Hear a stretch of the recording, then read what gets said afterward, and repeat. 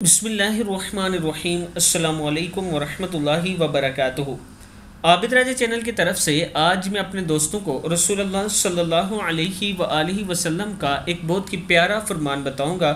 आप सब ने इस पर ज़रूर अमल करना है और बिलखुसूस औरतों का चंद बातों पर अमल करना। रसूलुल्लाह सल्लल्लाहु अलैहि वसल्लम ने इरशाद फरमाया, अगर औरतें 5 वक्त की नमाज पढ़ें